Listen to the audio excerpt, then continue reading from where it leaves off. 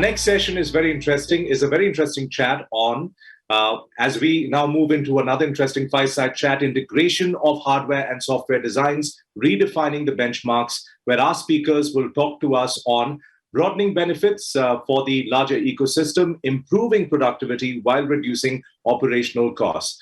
Our speaker for this session is Magnus Östberg, Chief Software Officer, Mercedes-Benz AG. Magnus assumed overall responsibility for the AB OS vehicle operating system as Chief Software Officer at Mercedes-Benz AG since September 1st, 2021. Most recently, Magnus was Vice President, Software Platform and System at automotive supplier Aptiv in the US, and was responsible for the development and the launch of the ADAS satellite architecture at multiple automotive manufacturers. And the session is hosted by Nivruti Rai. Nivruti Rai is Vice President, Intel Foundry Services at Intel Corporation and is Country Head of Intel India. She provides overall engineering and business unit leadership and leads operations for the site, driving innovation, cross-group efficiencies, and execution for engineering teams delivering global products and roadmaps. She also leads engagements with national and local governments and policymakers, as well as collaboration with ecosystem players to enable innovation and entrepreneurship. Pleasure to have both of you join us today. Over to you, Nivruti. Thank you very much, Justin, for the lovely introduction. I truly feel it's an honor to be able to get into a fireside chat with Magnus.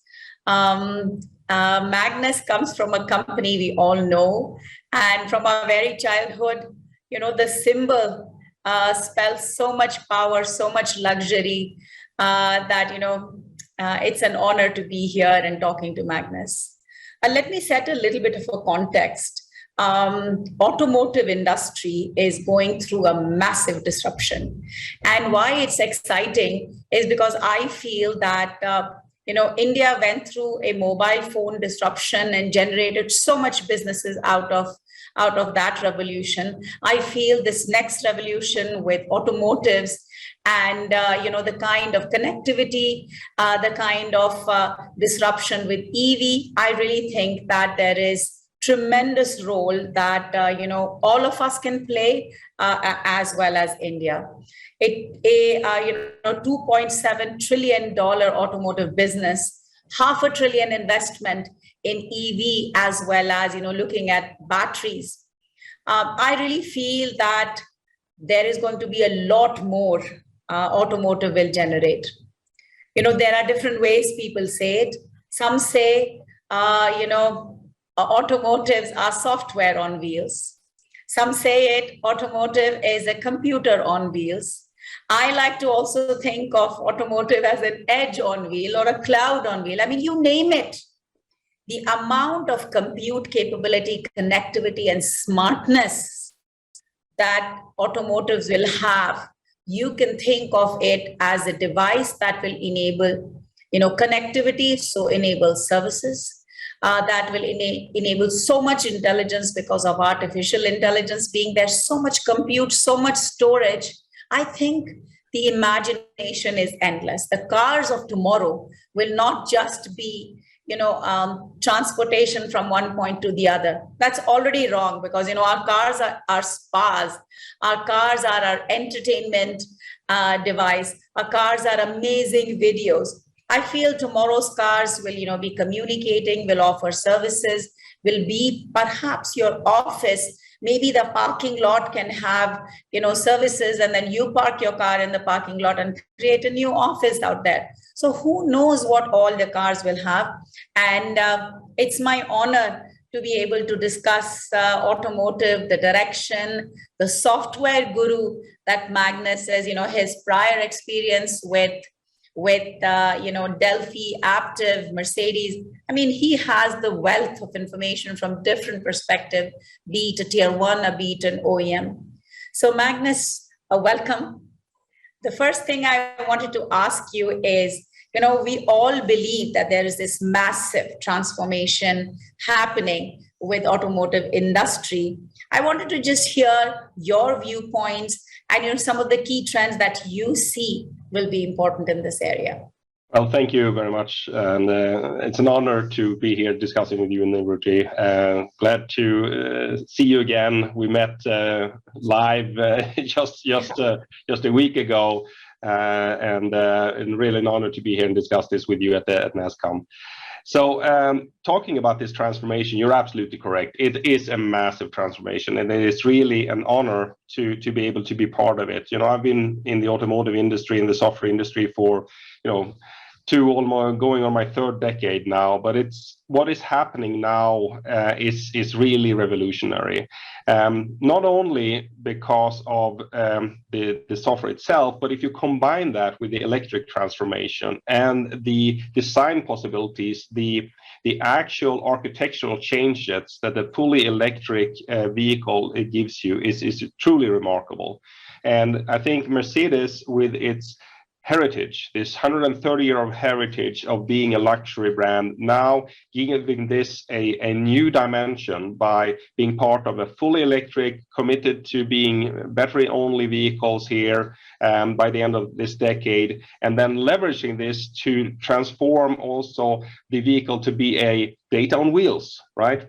To make sure that we can design the vehicle to truly be a vehicle for, of course, transportation, but also a vehicle that transports data to and from the customers to enable a truly adaptable experience, a luxury experience that is not a static one that it used to be, but be a dynamic experience. And I think this is the transformation we're going through, going from an old world of defining what transportation means, what luxury means, and what customer experience means. And it will and are already reshaping the industry.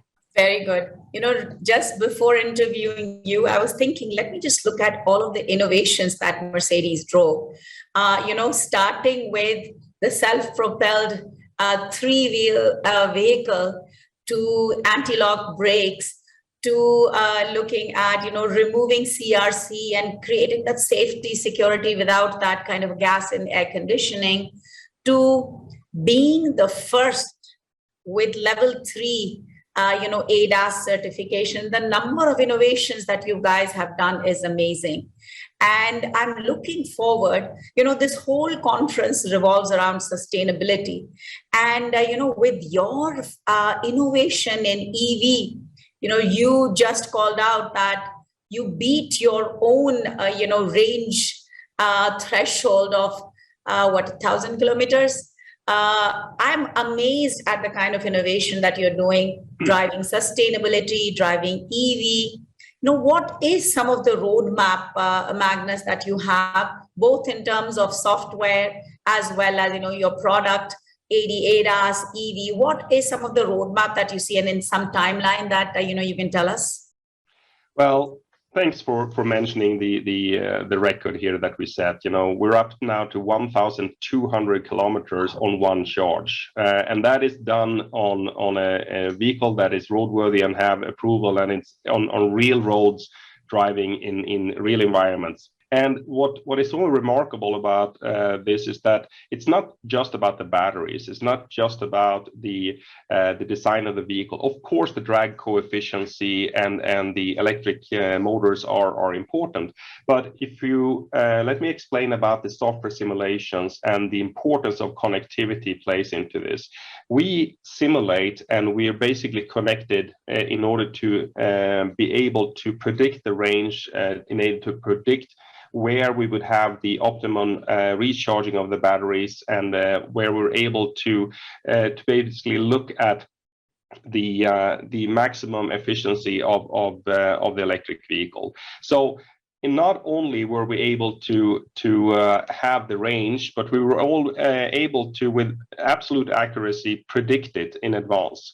And that is for us an extreme importance, because when we go to a sustainable electric solution, having the credibility and the trust of our customers to say that you have right now 50 kilometers of range or 5 kilometers of range to your charging station, that is extremely important, because range anxiety is, I believe, one of the biggest barriers for being able to go to a sustainable solution for transportation. And here, the connectivity of the vehicle to the cloud, to the charging infrastructure, to be able to exactly tell the customers, where can you charge? What is this going? How long will you have to charge to reach your destination? These are extremely important factors. So the total system, that is what is required in order to really transform ourselves to sustainable and also then leveraging the connectivity in order to reach our common goal here.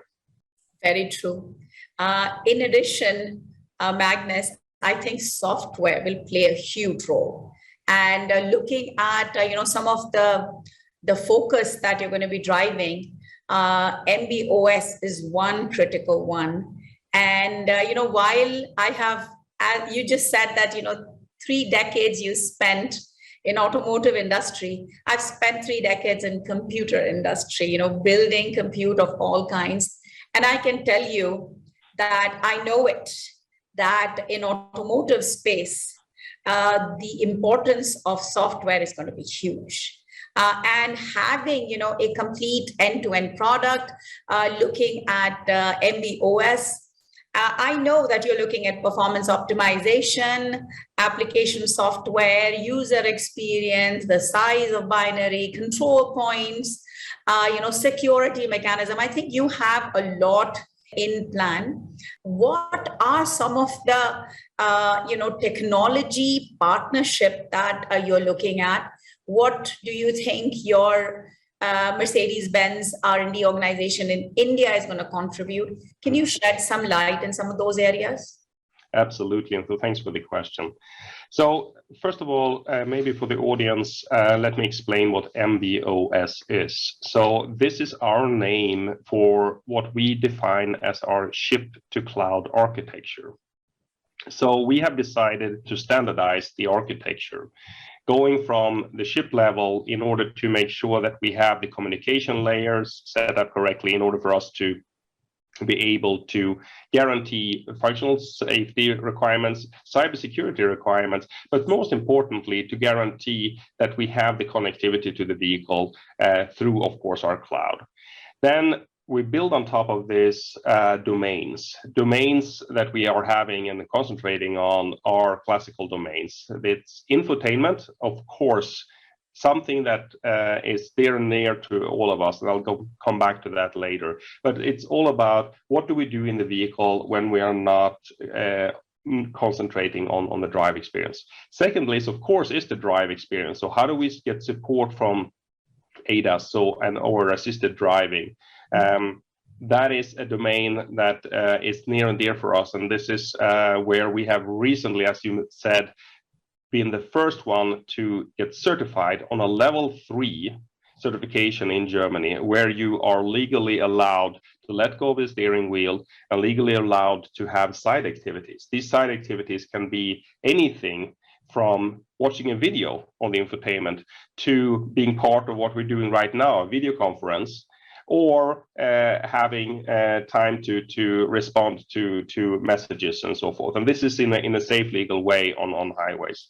And then, of course, we come into practical areas, like in our body domain. Our body domain is, of course, where we're having extreme transformation when it comes to something that used to be very legacy to something that today becomes, for us, a luxury comfort factors. When you come in and step into Mercedes, you don't step into any car. You step into a room, an environment that should give you this enormous feeling of joy and happiness, right? This is an environment that you would love to be in. And for us, this has to do with how the ambient light is, how the sound is, how the seats are sitting, and how that all flows together. So having control of that is, of course, center of the Mercedes brands.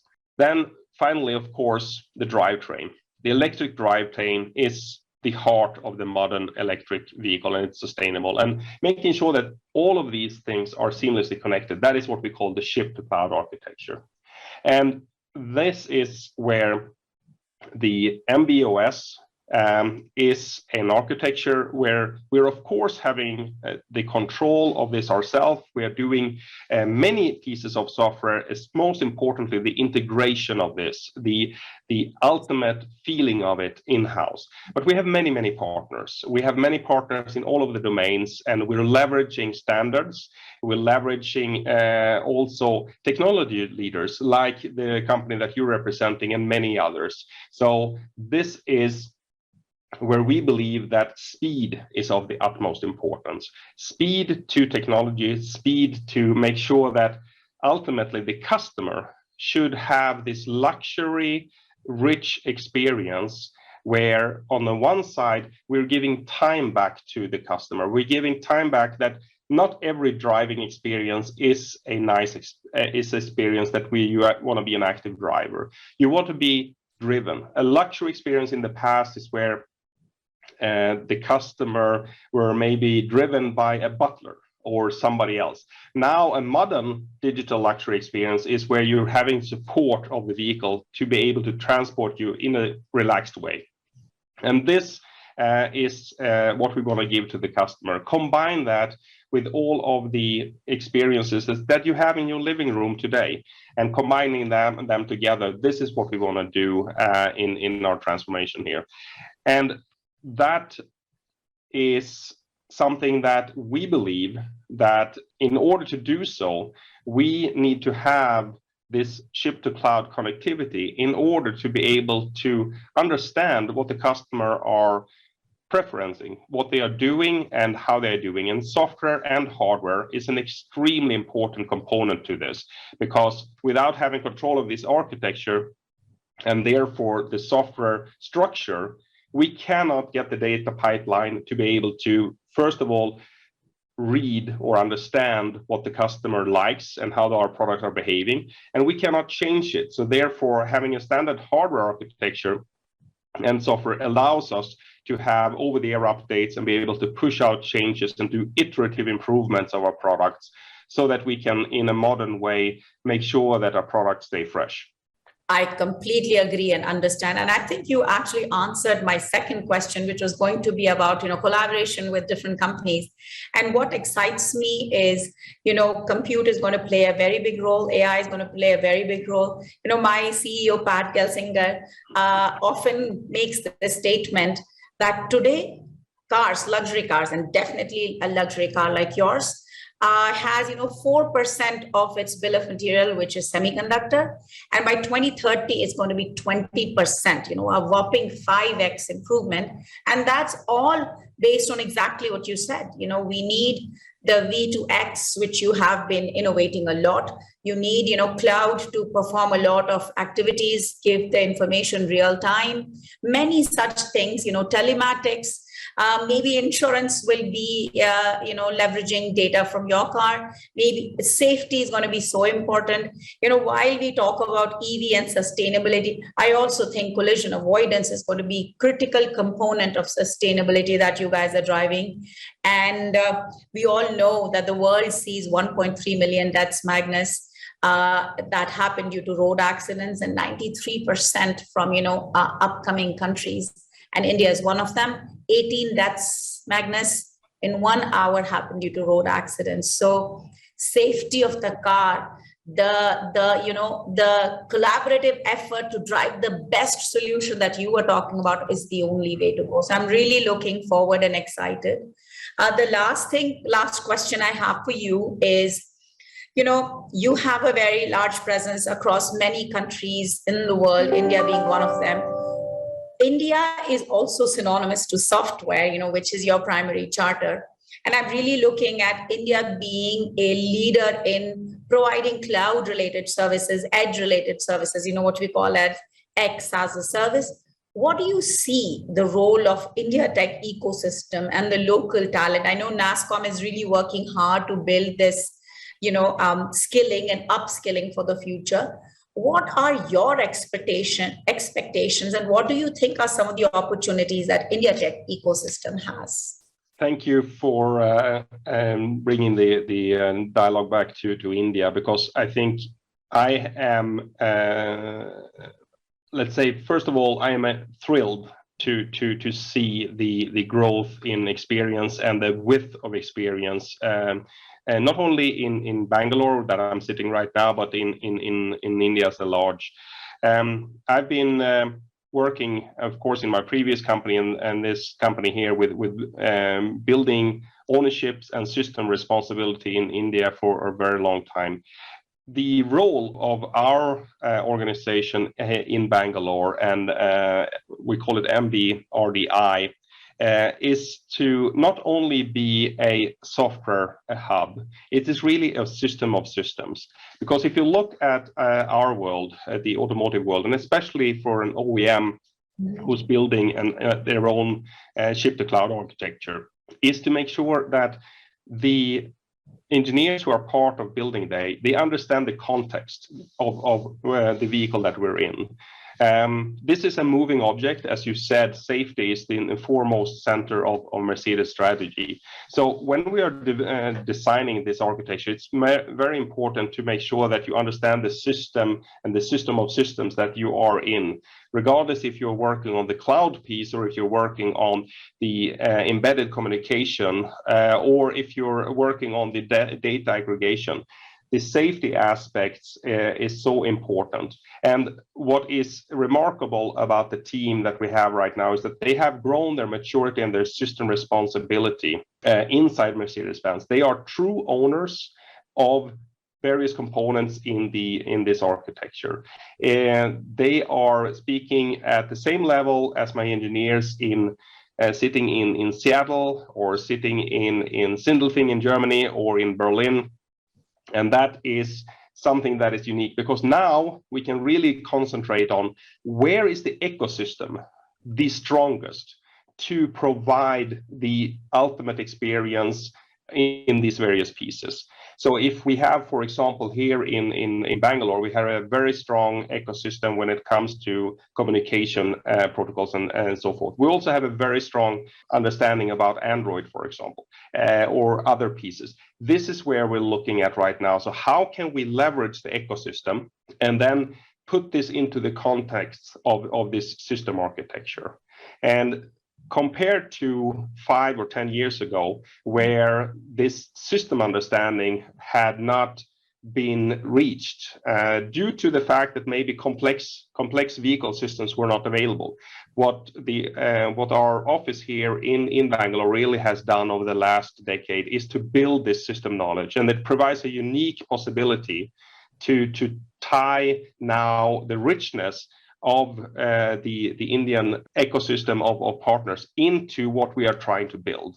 So to translate all this skill, all this experience that we have, not only in Bangalore but in the other cities around it, into the Mercedes-Benz ship-to-cloud architecture, and that is something that we've just looking at how do we leverage this to the next level of innovations, and I'm really looking forward to. And we had some very interesting discussions this week on how are we going to basically break through the barrier to unleash more potential. Thank you very much, Magnus. I think that was an amazing discussion. I wanted to close with just 2 comments. One is, the essence of sustainability is best in this quote that I, recently heard from someone, which said that, we haven't inherited the earth from our parents, we've borrowed it from our children. So we have to make our world sustainable. And to best say it with what I learned from Mercedes-Benz is the future of mobility is being invented today. So the earth is, borrowed from our children, and we are inventing the automotives of the future today. So thank you very much, Magnus. It was amazing to see you again, and looking forward to the wonderful innovations that you and your corporation are driving. Thank you very much. Thank you, Nivruti. Thank you. Well, thank you, Magnus, for that enlightening talk, and thank you, Nivruti, for moderating that very interesting fireside chat. Thank you to both of you.